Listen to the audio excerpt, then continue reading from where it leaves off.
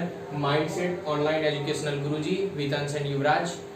मैं युवराज मिश्रा। अगर आप मेरे चैनल पे नए हैं तो चैनल को सब्सक्राइब कर दीजिए, बेल आइकन दबा दीजिए। वीडियो अच्छा लगे तो लाइक जरूर कीजिएगा और अपने फ्रेंड से ज़्यादा शेयर कीजिए।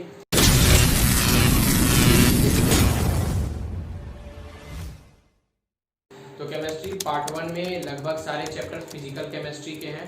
फिजिकल केमिस्ट्री क्या है, तो जैसे ही आप क्लास 11th में आएंगे केमिस्ट्री आपका 3 भाग में डिवाइड हो जाएगा, एक इनऑर्गेनिक, फिजिकल और ऑर्गेनिक। फिजिकल केमिस्ट्री का वो ब्रांच है जिसमें हम इंटरनल स्ट्रक्चर के बेसिस पे केमिस्ट्री को डील करते हैं कि इंटरनल स्ट्रक्चर के बेसिस पे कोई कंपाउंड कैसा फॉर्म होता है, सॉलिड स्टेट में उसका इंटरनल स्ट्रक्चर क्या होता है, केमिकल इक्वेशन इक्विलिब्रियम के कंडीशन में पहुंचने में किस तरह केमिकल इक्वेशन का स्ट्रक्चरल इफेक्ट पड़ता है, उसको हम स्टडी करते हैं। दूसरा होता है इनऑर्गेनिक केमिस्ट्री। इनऑर्गेनिक केमिस्ट्री का वो ब्रांच है जिसके अंदर हम पीरियोडिसिटी, किसी भी एलिमेंट के प्रॉपर्टीज के बारे में स्टडी करते हैं कि वो जब कंपाउंड फॉर्म करता है तो उनके एलिमेंट के प्रॉपर्टीज से उसके कंपाउंड पर क्या इफेक्ट पड़ता है, कि एक्सेप्शनल केस को स्टडी करते हैं। पीरियोडिक टेबल में blocks, S block, P block, D block, F block, सभी ब्लॉक्स को स्टडी करते हैं। ये आता है इनऑर्गेनिक केमिस्ट्री। जब आएगा मैं अच्छे से डिफाइन कर दूंगा। आगे आता है ऑर्गेनिक केमिस्ट्री।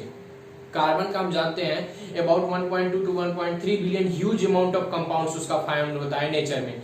तो इतना ज्यादा कंपाउंड में डाइवर्सिटी होने के कारण ही कार्बन का एक ब्रांच ही अलग कर दिया गया, कार्बन एंड इट्स कंपाउंड करके ऑर्गेनिक केमिस्ट्री। ऑर्गेनिक केमिस्ट्री में हम कार्बन के ही बने हुए कंपाउंड्स, ऑर्गेनिक कंपाउंड्स का हम स्टडी करते हैं। कार्बन के तो कंपाउंड एक इनऑर्गेनिक भी होता है जैसे कार्बोनिक एसिड, पर कार्बन के बने हुए हम ऑर्गेनिक कंपाउंड्स का ह्यूज अमाउंट में जो बनते हैं उनका स्टडी करते हैं। और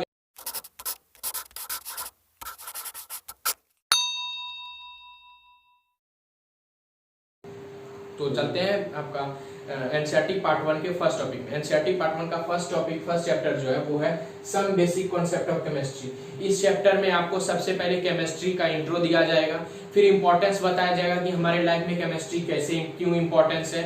फिर उसके बाद आगे बढ़ेंगे तो उसको मैटर का क्लासिफिकेशन होगा फिजिकल अपीयरेंस सबके आधार पे। उसके आगे मोल, इसके आधार पे मोल, स्ट्रेंथ ऑफ सॉल्यूशन सबके बारे में यूज करेंगे। ये चैप्टर केमिस्ट्री का हाथ है। अगर बिना इस चैप्टर को पढ़े हुए आप बिना किसी भी टॉपिक को हाथ लगाने के बारे में सोच भी नहीं सकते हैं, तो ये चैप्टर बहुत इंपॉर्टेंट है।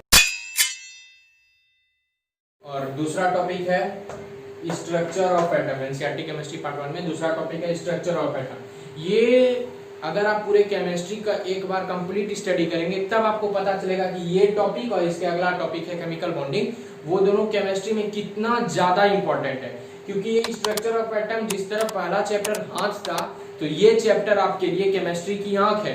बिना इसे समझे हुए आप किसी भी केमिकल इक्वेशन को एक अंधे की तरह देखिएगा, क्योंकि बिना स्ट्रक्चरल व्यू के एटम आखिर कंपोजिशनली बना कैसा हुआ होता है, तब वो रिएक्ट कैसे किया वो आपको कुछ समझ में नहीं आएगा। बॉन्ड भी पूरा बेकार चला जाएगा अगर स्ट्रक्चर ऑफ एटम हुआ। इस चैप्टर में ही आपको जनरली बताया जाएगा कि electron, proton, neutron, meson, boson, जो भी आपके सिलेबस में तो है ना, वो खोजा कैसे गया इलेक्ट्रॉन, प्रोटॉन, न्यूट्रॉन, वो एक्सपेरिमेंटल व्यू था।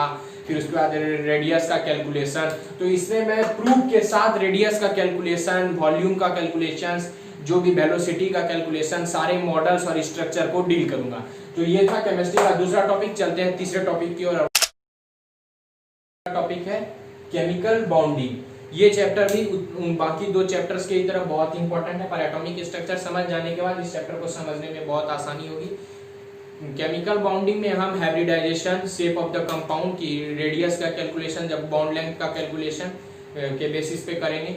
और ये कंपाउंड अगर इस चैप्टर का हम स्टडी अच्छे तरह से कर लेते हैं तो कंपाउंड फॉर्मेशन, कंपाउंड बनता कैसे है और वो रिएक्ट कर जाने के बाद जब रिएक्टेंट बनता है तो उसमें किस तरह बॉन्ड लेंथ में चेंज आता है, वो उसका स्ट्रक्चर करने में हमको समझने में बहुत आसानी होगी। और बॉन्ड का स्टडी कर देने पे हाइब्रिडाइजेशन जब हम समझ लेंगे तो ऑर्गेनिक में भी हमें बहुत मदद मिलेगा और उसके बाद इनऑर्गेनिक में भी प्रॉपर्टीज हमें रटना नहीं पड़ेगा। तो ये था हमारा तीसरा टॉपिक। बढ़ते हैं चौथे टॉपिक की ओर। टॉपिक है स्टेट ऑफ मैटर। ये फिजिकल केमिस्ट्री है। जैसे कि मैंने आपको बताया फिजिकल केमिस्ट्री क्या होता है आप तो जानते हैं, वैसे ही फर्स्ट, सेकंड, थर्ड टॉपिक भी फिजिकल केमिस्ट्री का ही पार्ट था। ये आपका चौथा टॉपिक है स्टेट ऑफ मैटर। ये भी फिजिकल केमिस्ट्री का ही पार्ट है। इसमें ध्यान देना है कि स्टेट ऑफ मैटर को 3 पार्ट में बांटा गया। फर्स्ट टॉपिक जब समझिएगा, मैं अगला वीडियो जो अपलोड करूंगा इस some basic concept of chemistry में, उसमें आपको पता चलेगा कि स्टेट ऑफ मैटर जो है 3 भाग में आपने पढ़ा होगा। सॉलिड स्टेट, लिक्विड स्टेट और गैसियस स्टेट। तो गैस और लिक्विड, गैसियस और लिक्विड स्टेट का पढ़ाई आपको +1 में है और सॉलिड स्टेट का पढ़ाई आपको +2 में है। +2 के एग्जाम के बेसिस पे सॉलिड स्टेट बहुत बहुत बहुत इंपॉर्टेंट है। मैं कोशिश करूंगा कि जल्द से जल्द आने वाले वीक्स में मैं इस +2 के भी कुछ टॉपिक्स पर वीडियो अपलोड करूं, तो चैनल के साथ रेगुलरली बने रहिएगा। तो solid state, liquid state, gaseous state, +1 में लिक्विड स्टेट, गैस स्टेट के बारे में पढ़ा है। सॉलिड इस टॉपिक में आपको completely structural view, compositional view के आधार पे आपको कंप्लीटली सॉलिड, लिक्विड और गैसियस स्टेट को बताया जाएगा कि कैसा कैसा इफेक्ट टेम्परेचर का या फिर स्ट्रक्चरल क्या इफेक्ट पड़ता है, उसको हम स्टेट ऑफ मैटर में पढ़ेंगे। 5वां टॉपिक है थर्मोडायनेमिक्स। थर्मोडायनेमिक्स जनरली अभी आपको सेंस आएगा नहीं, क्योंकि जूनियर सेक्शंस में जो आपको 8, 9, 10 के लेक्चर्स थे तो उसमें आपको थर्मोडायनेमिक्स का ज्यादा सेंस नहीं, हीट आपने पढ़ा होगा, तो उसके सेंस में मैं हल्का सा आपको समझाने का कोशिश करता हूँ। थर्मोडायनेमिक्स में आपको हीट, टेम्परेचर इस बेसिस पे पढ़ा होगा, ऐसे भी समझ के आता है। थर्मोडायनेमिक्स, थर्मो मतलब हीट के सेंस में आपको समझ में आ जाएगा। उसमें थर्मोडायनेमिक्स के कुछ लॉ हैं, उसके बाद जूल, कैलोरी, स्पेसिफिक हीट, ये सारे टर्म समझ में नहीं आएंगे। टेम्परेचर बेसिस का ये स्टडी है, ये फिजिक्स में भी बहुत इंपॉर्टेंट टॉपिक है। फिजिक्स और केमिस्ट्री को मैं साथ में कोरिलेट कर दूंगा, क्योंकि मैं इस चैनल पर दोनों लेकर के चल रहा हूँ, फिजिक्स और केमिस्ट्री, इसलिए मैं फिजिक्स का थर्मोडायनेमिक्स और केमिस्ट्री के थर्मोडायनेमिक्स को कोरिलेट करने का कोशिश करूंगा। दोनों में टर्म्स बहुत अलग अलग है, इसलिए मैं बनाऊंगा सेपरेटली वीडियो, पर दोनों को एक दूसरे से कनेक्ट करने का पूरा कोशिश करूंगा। तो ये था 5वां टॉपिक, ये भी एक फिजिकल केमिस्ट्री का पार्ट है, फिजिकल केमिस्ट्री का पार्ट है। तो अब चलते हैं 6ठे टॉपिक। हाँ, तो 6ठा टॉपिक है इक्विलिब्रियम। इसे कई जगह केमिकल इक्विलिब्रियम, एनसीईआरटी में केमिकल इक्विलिब्रियम नहीं के रूप में मिलेगा, या इक्विलिब्रियम, दोनों एक ही टॉपिक है, बस नाम थोड़ा डिफरेंस है। केमिकल इक्विलिब्रियम आपको जनरली समझ में नहीं आएगा कि इसको पढ़ाया क्यों जा रहा है, क्या सेंस है। जब चैप्टर पढ़ेंगे तो उसमें कंसंट्रेशनल बेसिस पे स्टडी है, उस टाइम आपको समझ में तो नहीं आएगा क्यों, पर इसका इस टॉपिक का डायरेक्ट रिलेशन केमिकल काइनेमेटिक्स से है। क्लास 12 में केमिकल काइनेमेटिक्स से इस टॉपिक का डायरेक्ट रिलेशन है। अगर इस टॉपिक को आप अच्छा से समझते हैं तो टाइम के साथ कंसंट्रेशन चेंज में क्या इफेक्ट पड़ता है किसी भी केमिकल इक्वेशन के, केमिकल इक्वेशन कब तक इनिशिएट करता है, कब रिवर्स होता है, सब इसी टॉपिक में पढ़ा है। ये भी फिजिकल केमिस्ट्री का ही पार्ट है। ये 6ठा टॉपिक है। जब टॉपिक पढ़ेंगे तो और अच्छे से क्लियर करेंगे कि टॉपिक क्या है। अभी तो मैंने सिर्फ इंट्रो दिया है कि ये टॉपिक आपका 6ठा केमिस्ट्री एनसीईआरटी पार्ट 1 में है। ये भी फिजिकल केमिस्ट्री है। 6 टॉपिक मैं अभी तक आपको गिना चुका हूँ। चलते हैं साथ में टॉपिक की ओर।